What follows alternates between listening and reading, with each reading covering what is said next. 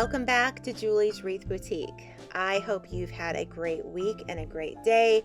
And let's end this week on a good note. Let's make a beautiful flower wreath. This is originally a flower wreath that I made on my Amazon Live. And if you haven't checked me out over on Amazon, you need to. I'm going to leave the link down below. So we're going to start with some 10-inch white poly burlap, and I'm going to show you how I always do it.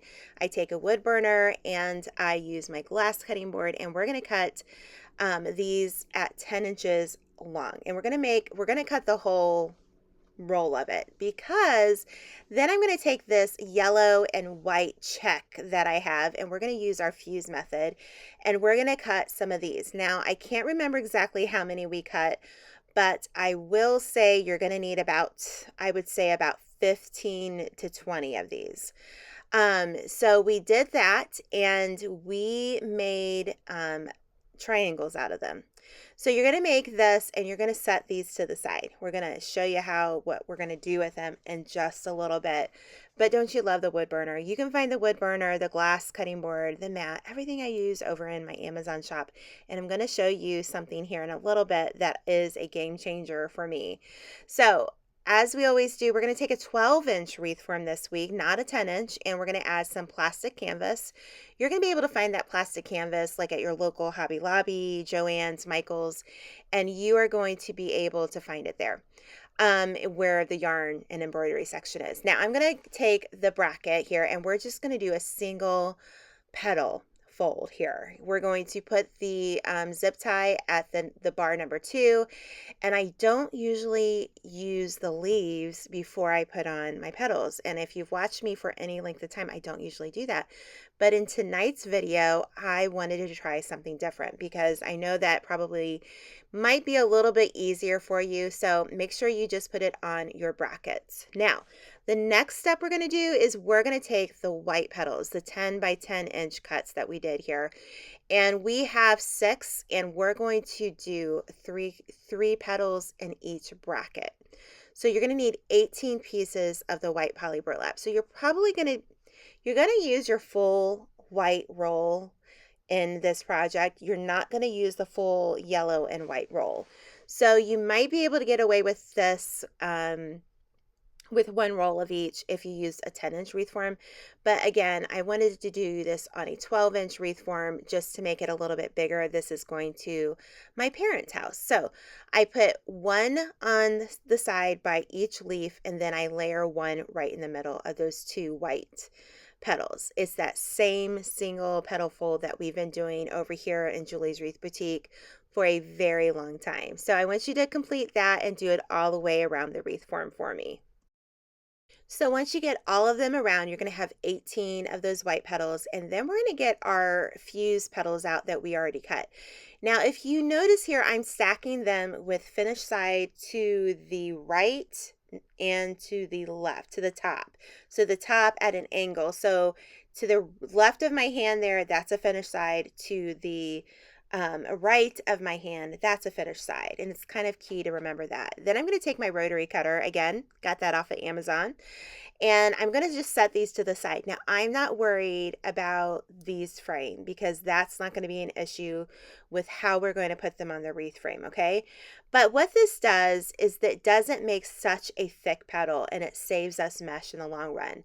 So now we're going to take our zip ties, and we're not even going to put it on the bars, but we're going to put it on that plastic canvas that you got either on Amazon or at your local craft store.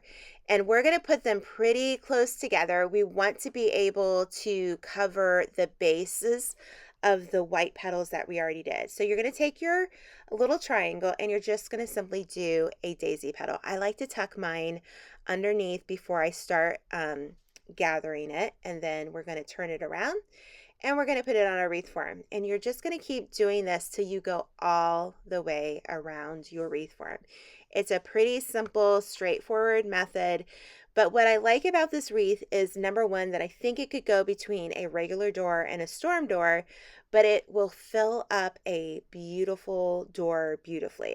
Does that make sense? A beautiful door beautifully. A door beautifully. That's really what I needed to say.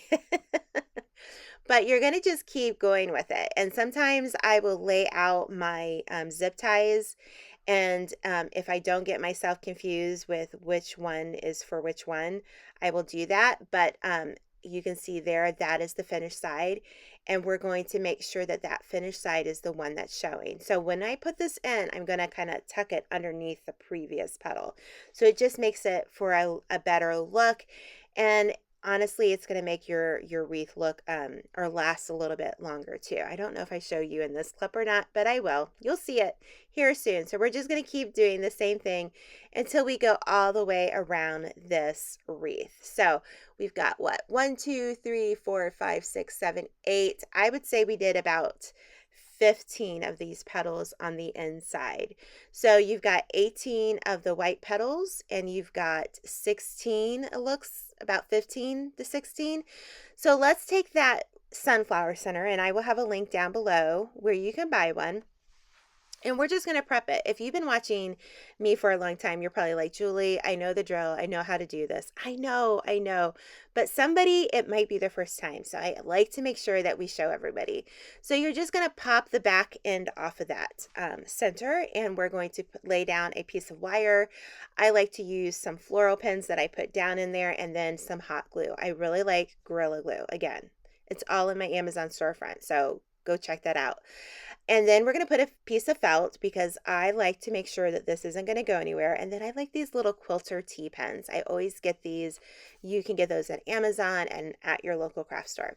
Now, I know this is an interruption, but if you guys follow me over on Amazon Live, I showed you guys how to make that on Amazon Live. I will leave the link down below. So if you look really closely here, I put that zip tie, the final one, about a ½ inch in. But before we do this, let's have a commercial break for this amazing little vacuum. Now, I got this vacuum about a month ago, and I'm telling you, it is life-changing. It is so handy, and it just recharges. And listen, guys, my sister-in-law came and helped get our house organized, and that was such a handy tool. So if you don't have something like that in your life and you need something like that in your life, check it out in the description box below. I know that was obviously a commercial in the middle of this. No, that was not sponsored. But I had it in this video, and I just was like, I got to show them to this because I love this thing. I also have the stapler that you guys absolutely love, and it's a pink stapler. It's an electric stapler, and it's so handy. I will link that down below too. So as you can see, this is where I tell you, make sure that finished side is going over your unfinished side. Okay, so this is just a really good tip. I learned this really from you guys, and I had never been paying attention to it before until I saw one of you guys say in the comments that you did this.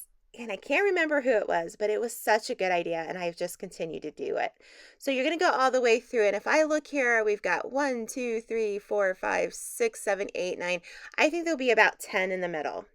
So you're looking at 18 on the white, 15 of the pear, and 10 in the middle for a 12-inch wreath. And you've seen this before. We're going to now put our wreath form, our wreath center in the middle, but we're going to add something extra to this one.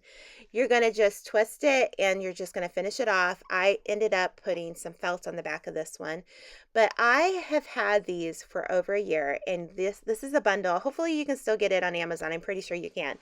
But you can get a pack, and they come with ladybugs and bumblebees of different sizes. And I'm just going to glue some of these on this wreath form. It's just going to make it really, really cute. And it's really that easy, and you've got a beautiful wreath. Now, if you watch this whole video, would you leave me a bumblebee in the comments? I so appreciate it. I know it's summertime. I know you guys have a lot of things to do. But listen, I appreciate you being here. And here is the finished product. I'm standing in my work area or my studio, and I just think this is so pretty. It's going to look beautiful on my parents' door. Remember, I will have all the supplies listed in the description box. You can get these from Amazon, and make sure to check out that little vacuum. It is so handy, and seriously, I love it so much. So until next time, we'll see you in Julie's Wreath Boutique. Bye-bye.